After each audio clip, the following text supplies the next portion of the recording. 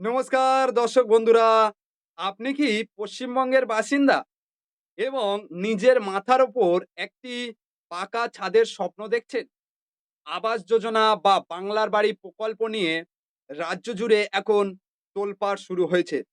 বিশেষ করে রাজনৈতিক পরিবর্তনের পর নবান্ন এবং কেন্দ্রের যৌথ উদ্যোগে এক বিরাট সিদ্ধান্ত নেওয়া হয়েছে।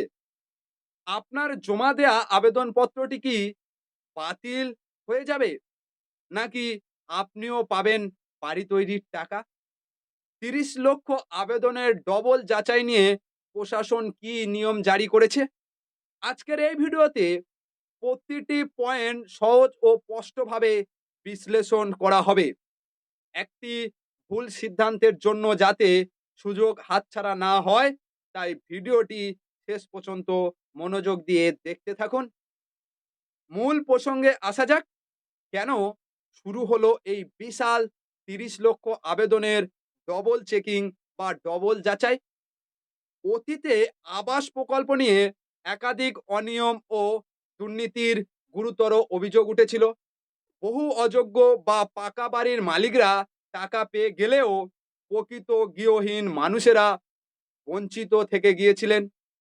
কিন্তু নতুন সরকার ও প্রশাসনের স্পষ্ট সিদ্ধান্ত, এবার আর কোনো জালিয়াতি বরদাস্ত করা হবে না। সেই কারণে নবান্ন সিদ্ধান্ত নিয়েছে কেবল প্রকৃত দরিদ্র ও যোগ্য উপভোক্তারাই যাতে সরকারি অর্থ পান তা নিশ্চিত করতে এই স্কুটিনি অভিযান। আপনার এলাকায় কি পূর্বে এই ধরনের দুর্নীতি হয়েছিল? কমেন্ট বক্সে লিখে আপনার মতামত আমাদের জানান। আবাস যোজনা বা বাংলার বাড়ি প্রকল্পকে সম্পূর্ণ দুর্নীতিমুক্ত করতে রাজ্য ও কেন্দ্র যৌথভাবে কাজ করছে। বর্তমানে নবান্নের নির্দেশে জেলা ও ব্লক স্তরের আধিকারিকেরা বাড়ি বাড়ি গিয়ে তথ্য যাচাই করছেন। তবে কেবল রাজ্য সরকারের সমীক্ষাই শেষ কথা নয়। প্রাথমিক খসড়া তালিকা নবান্ন তৈরি করে পাঠানোর পর চূড়ান্ত অনুমোদন দেবে কেন্দ্রীয় গ্রাম উন্নয়ন মন্ত্রক।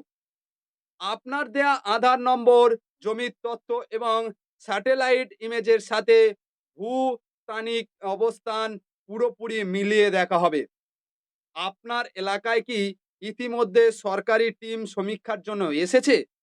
আপনার অভিজ্ঞতার কথা নিচে কমেন্টে শেয়ার করতে একদম ভুলবেন না। তদন্তে ইতিমধ্যে উঠে এসেছে বেশ কিছু চাঞ্চল্যকর তথ্য। পূর্ববর্তী তালিকার তথ্য খতিয়ে দেখতে গিয়ে হাজার হাজার এমন আবেদন ধরা পড়েছে যাদের নাম ভোটার তালিকা থেকে বাদ গেছে কিংবা যারা ভুল নথিপত্র ব্যবহার করেছিলেন। প্রশাসনের নির্দেশ অনুযায়ী আবেদনকারী যদি নিজস্ব পাকা বাড়ি থাকে, পরিবারে সরকারি চাকরিজীবী থাকে কিংবা ভুল তথ্য জমা দেওয়া হয়ে থাকে, তবে তাদের আবেদন সাথে সাথে বাতিল হবে। তবে আপনার যদি সমস্ত সরকারি ডকুমেন্টস এবং আবেদনপত্রের সত্যতা সঠিক থাকে, তবে কোনো গুজবে কান দেবেন না। আপনার নাম নিশ্চিতভাবে তালিকায় স্থান পাবে। বন্ধুরা, আপনি যদি আমাদের ইউটিউব চ্যানেলে নতুন সদস্য হয়ে থাকেন, তবে ভিডিওটি ঠিক নিচে থাকা লাল রঙের বা কালো রঙের সাবস্ক্রাইব বোতামটিতে এখনই ক্লিক করুন। আর তার সাথে পাশে থাকা বেল আইকনটি চাপ দিয়ে অল নোটিফিকেশন অন করে দিন। আর যারা ফেসবুক থেকে দেখছেন, তারা অবশ্যই ফেসবুক পেজটি ফলো করুন। কারণ আমরা সবসময় সরকারের তরফ থেকে আসা একদম অরিজিনাল ও অথেন্টিক সার্কুলার পর্যবেক্ষণ করে ভিডিও তৈরি করি।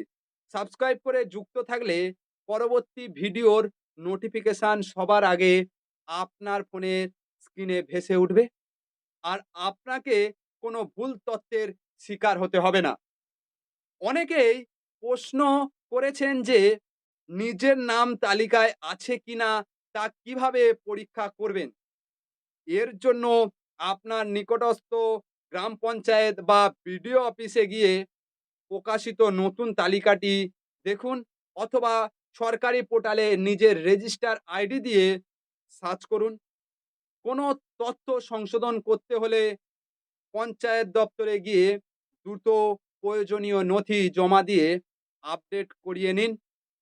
ভিডিওতে বলা নিয়মগুলো সঠিকভাবে অনুসরণ করলে আপনার আবেদনপত্র আটকে থাকার কোনো কারণ নেই। আপনার যদি আবেদনের কোনো আইডি থেকে থাকে তবে সেটি নিরাপদ স্থানে গুছিয়ে রাখুন। রাজ্যে ১২৫ দিনের কাজ অর্থাৎ জি রামজি এবং বাংলার বাড়ি প্রকল্পের টাকা দেয়া ইতিমধ্যে শুরু হয়ে গেছে। কেন্দ্র এবং রাজ্যের প্রশাসনিক বৈঠকে ইতিমধ্যে এর সবুজ সংকেত মিলেছে।